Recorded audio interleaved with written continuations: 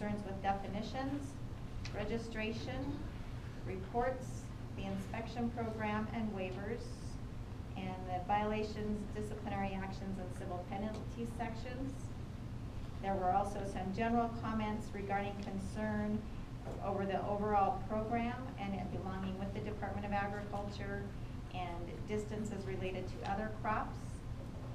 This letter had a number of stakeholders' names signed to it, and I will read off that list of names. And I apologize if I'm destroying names.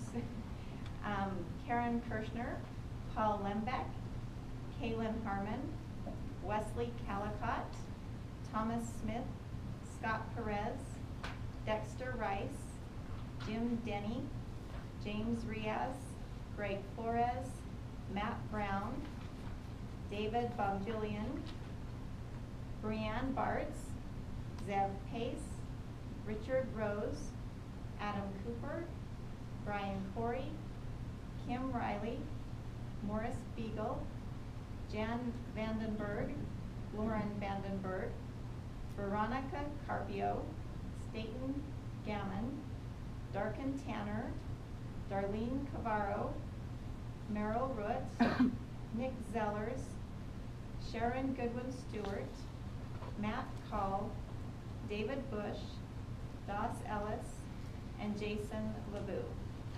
So all of those are part of the official record of all of those written comments that we received and have been reviewed and will be shared with the Commissioner and the Ag Commission as well. So now we will start with our oral testimony, and I'm just going to start and go down the list.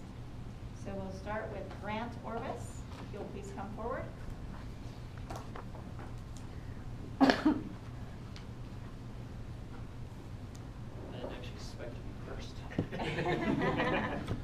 That's because you were sitting way in the back of the room. Andy drew the short straw. Excellent. Okay, Grant Orvis. I live at 801 Panorama Circle in Colorado, 80501.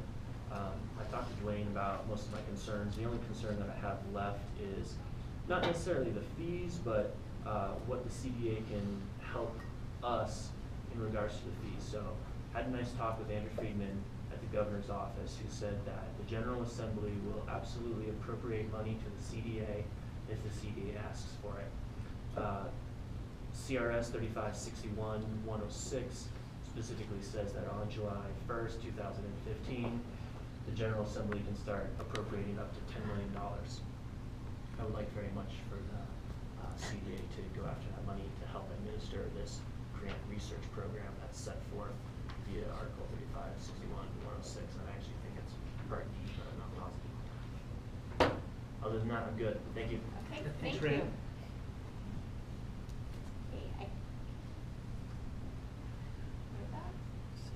C. Gunn. Haydu? Hayden. Hayden, okay, sorry. Do you mind if I add myself to the back of that list? That wasn't even inside, and I apologize. We're way down south. Thank you. And it was Hayden? Hayden, Okay. H-A-Y-D-O-N. Thank you. I'm doing business as Johnny Hemp Seed LLC. One of my big concerns was one that Dwayne brought forward in one of our conversations earlier about people bending the rules, and it appears that most of that stuff has been covered in your new group of rules. I would like everybody to know that I am as passionate about hemp as Dwayne is, and I think that it spells potential for an agricultural boom to this nation. My family grew hemp from 1657 to 1945, and so I have a definite interest in it. I would also like to thank Dwayne and the Department of Agriculture for their work on this, because I think that we're making important strides towards hemp. I also want to let anybody know who's cheating that I'll turn on it. Thank you. Josh Raderman?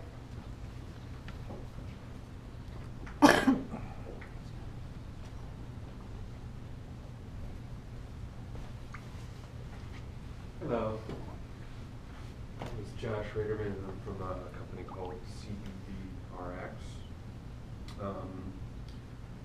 A couple couple things that have, I should bring to your attention that we've been doing that I don't know if can pertain to a holistic level, but we've been working with the city of Pueblo, county of Pueblo, for individual counties and cities to create their own zoning restrictions on distances of hemp to cannabis, specifically female hemp plants. That what we're trying to do right there is actually create a zone where no male plants are permitted at all. And people can register within the zone who want to do business in the zone, and there can be an RFID tagging or tagging system where no male plants will be in the area, so no cannabis farmers or hemp farmers can be affected by that specific issue, which seems to be something that's coming up quite a bit. We have a R&D facility, and then we also have a large commercial facility, and I wanted to understand that if we are going to have thousands of plants at the R&D facility that need to be transferred to the commercial facility, how does that transfer take place, and what is the correct way to transfer 500,000 plants? Another subject is that I don't see a lot of information anywhere about micro tissue culture, and I do believe that over the next 2 years this will be the primary way that a lot of our crop is being propagated. Although seeds are great and clones are great, on a larger, more industrial scale, micro-propagation has been the standard, and how to initiate micro-propagation facilities to transfer hundreds of thousands of these smaller plants onto fields. And these plants, what essentially is a plant? At what point does it become from seed to a plant, you know, that kind of thing. The only other thing is that we're greatly concerned about two other things. The first thing is the sampling. I know that you had brought up there was a breeding program, you didn't want to damage plants and what have you. But we really want to make sure, because we're investing so much money in Colorado and in this business, that when a person comes out to take a sample, that there is an oversight that that sample is a holistic sample from the plant. Holistic meaning roots, stems, leaf, and flower, and seed material. It's extraordinarily important because that dramatically changes not the amount of THC, because it's actually the ratio of cannabinoids. Because I could have a product that has 16,000 milligrams of CBD and 50 milligrams of THC, and it can still be legal because it's less than 0.3% THC. So if there's a concentrated product, you can still be selling high THC products as long as it's within that 0.3%. But if the product is concentrated and it's sold in a larger amount, you're still selling a large amount of THC. So it's really about the ratio of the plant that's going to be very, very important, as opposed to the actual percentage that's in the plant. And then also, if I know a lot of people are going to have a lot of different strains, and over the past year or so we've been trying to accumulate them in different means and ways. It would be great if each particular registrant could maybe add 5 or 10 of their personal strains to a list of accepted strains, and then we can all come up with a list of maybe 200 or 300 accepted strains, as opposed to 10 or 15 that the European Union does, which is going to be very difficult because we can't purchase seeds directly from seed distributors like the European Union can. So we're going to be taking clones and having micro-tissue cultures as well. So we're definitely going to be able to have an alternative method on that regard. And then as far as the okay, so and as far as the 1 mile buffer zone, what we're doing in Pueblo is a 40-mile buffer zone, just so you understand that. So we're really trying to create a buffer zone that's quite a bit larger than that, if possible. I understand everybody's concerns about the mix and match. What we've recommended is if someone really wants to get into the production of a high CBD flower, get a recreational cannabis license and grow a high CBD on a recreational license. That way you can grow your high CBD hemp technically, but under the rules of the med, and then that way you can sell that flower to dispensaries, because right now none of this material can be sold to dispensaries or anything like that. Thank you. Thank you. That's not true. Pace. No problem. Put your hand down. Put your hand down.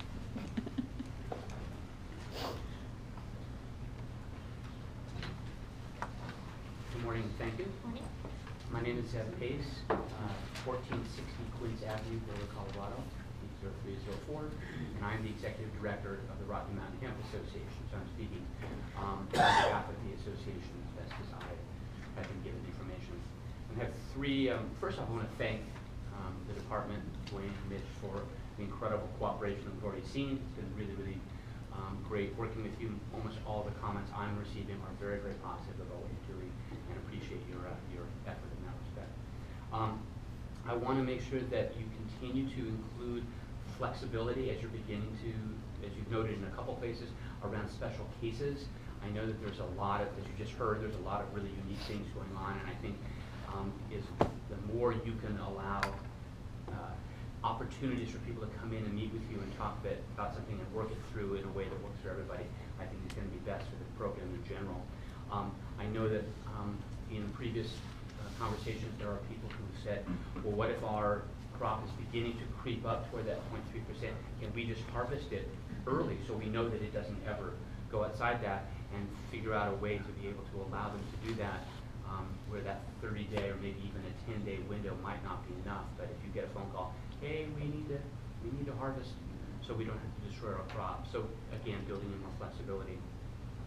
I've also gotten a number of comments from people outside of the Denver metro area who, because you are a centralized facility for the testing, it's much more expensive for you to go out to the western slope and to do testing, and if there is a way to somehow collect the costs for that so that the individual people who are far away aren't having to pay huge amounts, that would be really good. And I know the registration fee reflects that anticipation, so again, maybe there's a way to be a little flexible for people who are far away. And the third one I want to mention is really just an encouragement. You probably all know what's going on at the federal level with the bills that have been introduced this past 2 weeks.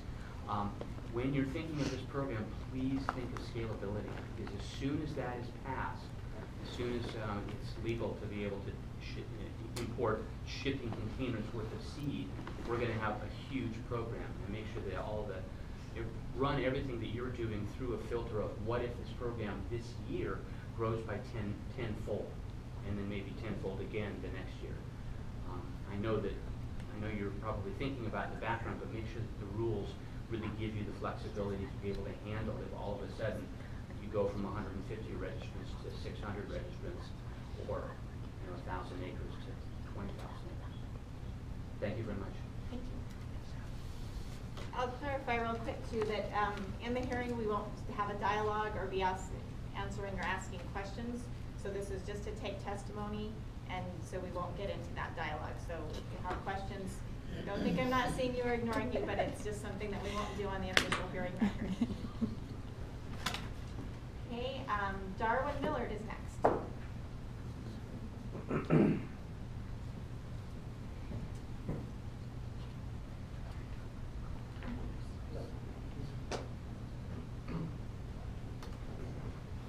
Hello, my name is Darwin Millard at 775 Lodgepole Drive, Evergreen, Colorado, and I'm a representative of NutriWorks Incorporated.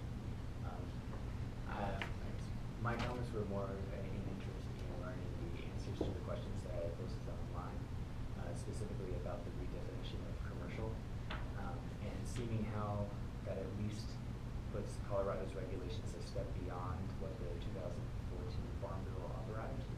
Does that mean that a entity wishing to do commercial activities, are we operating similar to entities in the MMJ industry, which is in clear violation of federal law?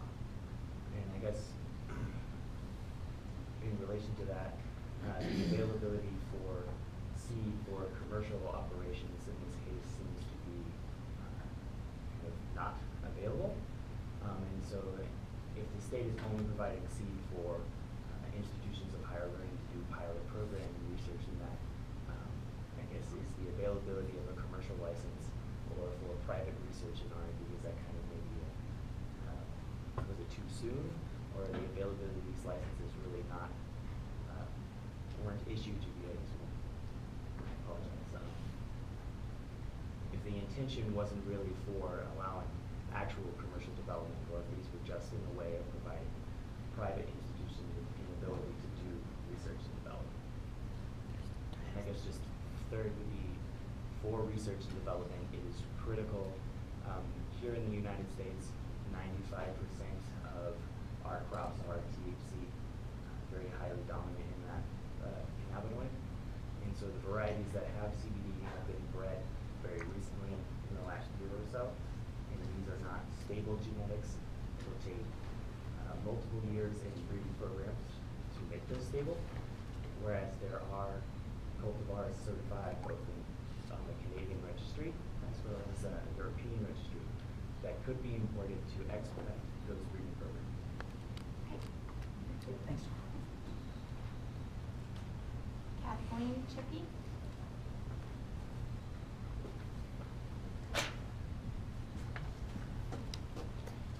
Actually, I have copies of all my comments. I couldn't find an email address. So, but I'd like to get an email address so I could email them today.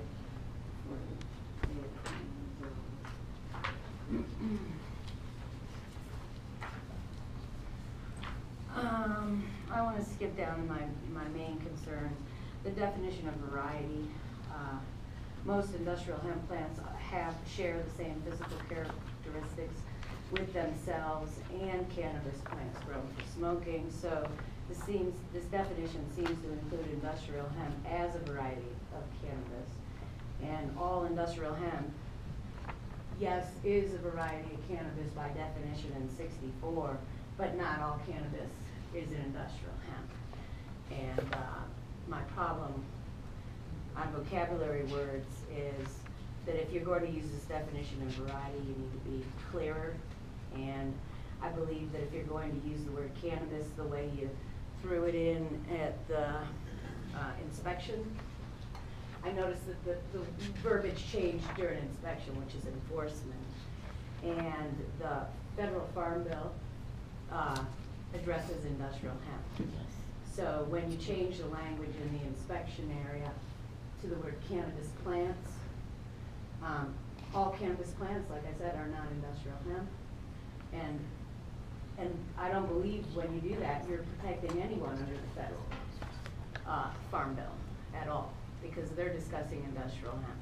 And I actually don't like the tone of much of the new language because I believe it's law enforcement focused. This is not cannabis, smokable cannabis. This is industrial hemp.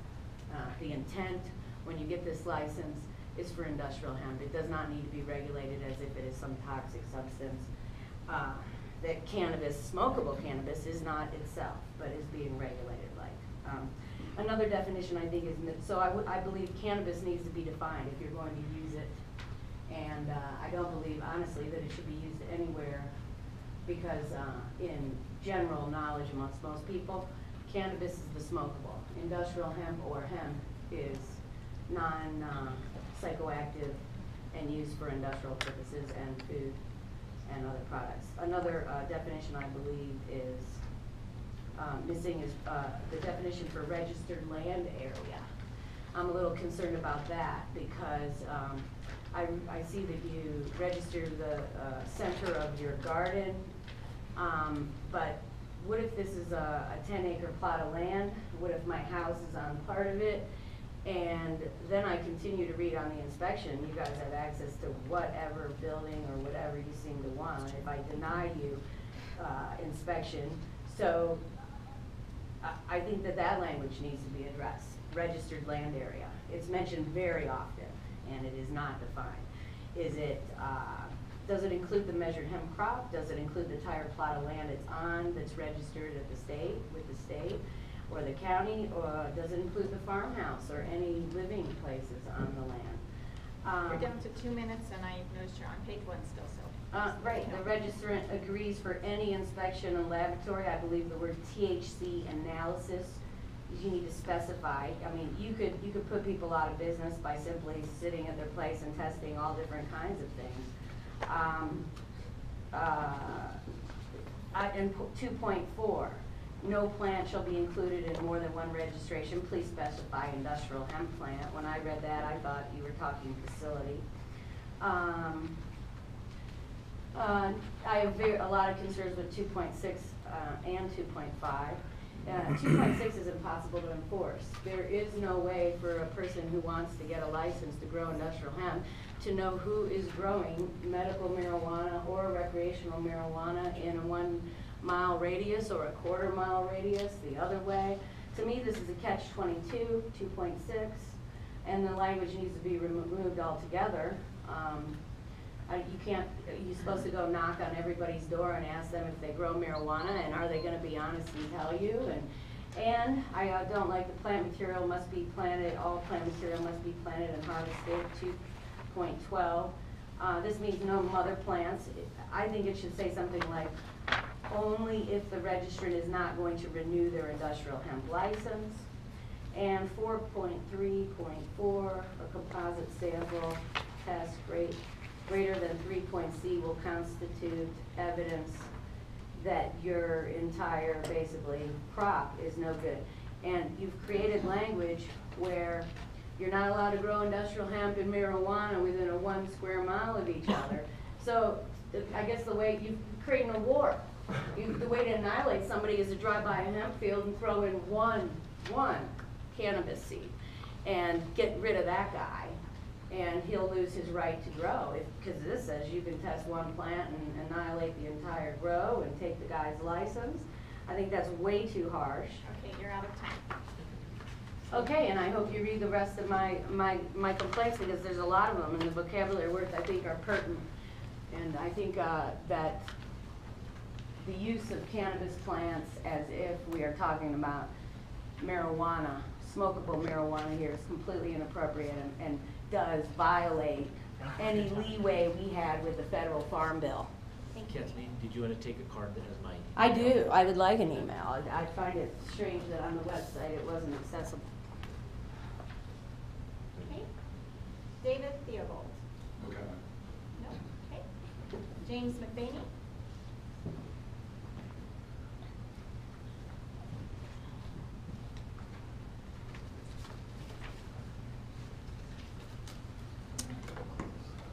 I'm James McBaney. I'm here representing Industrial Hemp in Colorado, LLC.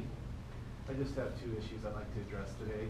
Can you talk up, please? We can't hear you. One of the things I'd like to address is Rule 2.6. I'd like to reiterate Catherine Chippai, the previous speaker's idea that this rule just needs to be thrown out at this time. I think the rule is too vague, and it's not really based on any accepted standards for buffer zones. So I'd ask that this rule be taken out and reconsidered at a later time. I'd also ask that the rule change that eliminates the ability for private individuals or farmers to get research and development permits be removed or revised to allow private individuals and businesses to get research and development permits. The big issue here for me is if a person is growing hemp on 40 acres and they have a well permit that allows them 1 acre-foot of water per year on a domestic well. Generally, they can only use that to on hemp if the hemp is under research development, because those wells are, you can't use that water for anything that's sold. So therefore, if a person's forced to get a commercial permit because the research and development permit is no longer available, they cannot use that 1 acre-foot of water on that land because it is able to be sold. Those are my 2 points, and I thank you for your time. Thank you.